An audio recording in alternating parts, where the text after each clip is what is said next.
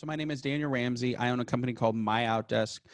We're a virtual professional company, and I say virtual professionals because we're not virtual assistants. We actually have people that are like super talented in sales, marketing, and operations. So our company helps other companies create what we call a blended model, where some folks are in-house doing the most important work, like growing revenue, loving on clients, and really allocating capital and growing a business. And then our virtual professionals take all of the other stuff, all the non-dollar productive, all the things that really are important, but aren't crucial to driving revenue growth. And we take those off the plate for our clients and customers. We've served over 5,000 people, been in business 12 years.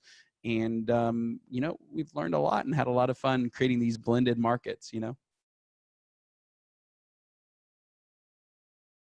Yeah, I accidentally started in real estate. I bought my first house, and the agent on the other side actually the agent who sold me the house mailed me my keys. Like, he literally said, "Hey Daniel, what's your home address?" And he mailed me, like snail mailed. Back then it was like snail mail. So after closing that transaction, I was like, wait a minute, I could do a better job than that guy. And I got into real estate, and I flipped a bunch of houses. I have a contractor's license. I'm a developer, so I've built brand new construction communities. And I was a mortgage broker and real estate broker. So I've gotten the opportunity to be, what I call, and for your audience, the real estate nerds, guys, here's the deal.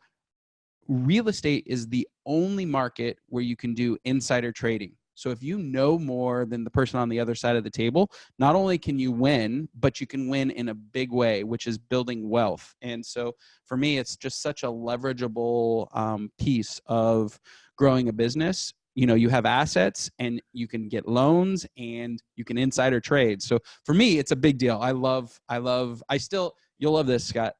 I'm driving down our neighborhood. My wife and kids are in the car, and I'm like, "Oh, open house, babe! I just got to stop real quick." Or I see I live in a nice neighborhood, and I see a rundown house. I'm like, "Hey, babe, do you mind if I just stop and look at this house really quick and leave a card?"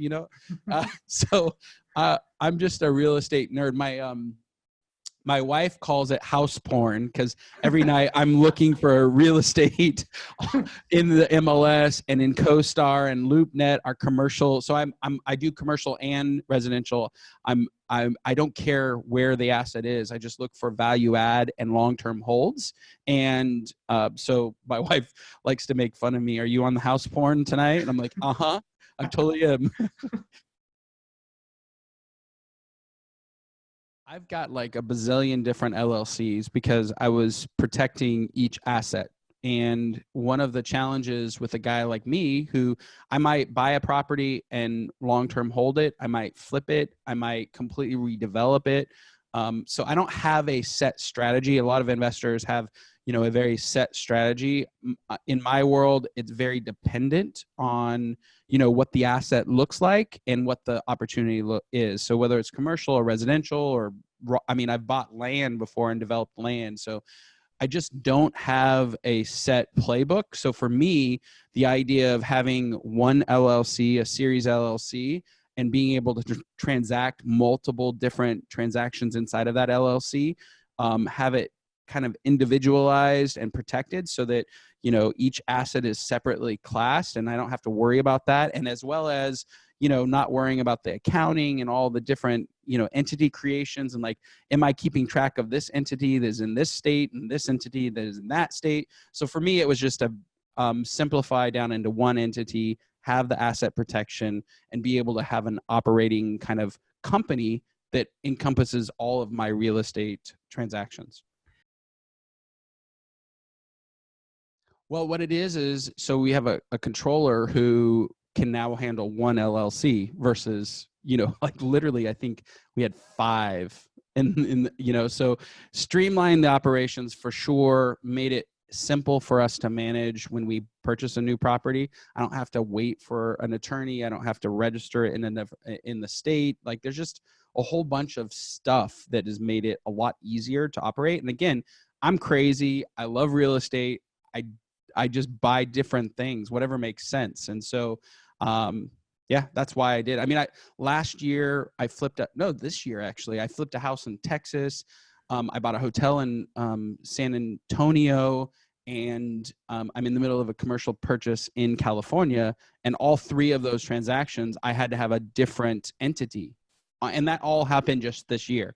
Hotel, single family house, and commercial building. I mean, that's how weird my stuff is, right? And so now I've got one spot to put all those things in, and I don't have to worry about creating a whole bunch of different stuff. The confidence that you've done it before, that the other piece was I was really concerned that about the piercing of the corporate veil, meaning in our LLCs, we 5 different things. If we forget to, file something, or if we use a personal card instead of a corporate card, like I just was worried that we might kind of screw up operationally as a company, and spend money in a space that would actually get us in trouble later, because we pierce that thing. So one of the things that I really liked about you guys was you gave us the confidence to know that each individual property would be kind of separated from the other, and that there wasn't going to be a concern of piercing that corporate veil.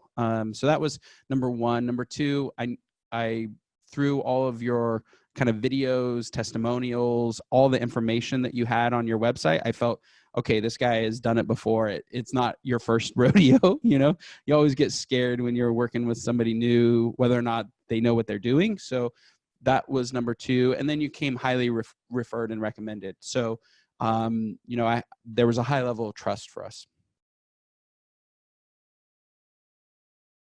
Well, I'm on this video right now. So there you go. I would say if you have assets, and I think you kind of have a formula for when you should actually have a series LLC, but I think the thing is asset protection only becomes really important when you have a lot of assets. And if you're in the business of investing money and purchasing real estate, that's how you might want to contact your company. The education is there and the information is there. And I think that's probably the thing that made me most comfortable is all the information. It wasn't like hire me, pay me a retainer, and then, I'll produce something. It was very transparent. And I felt like you have all of your ducks in a row in terms of the information. So that made us feel comfortable to move forward. That's awesome, Daniel. Thank you so much for sharing that all with me. Yeah, my pleasure, man. Congratulations. And if you're listening, I mean, learning and education is free. So I would jump on that part of this offering for sure.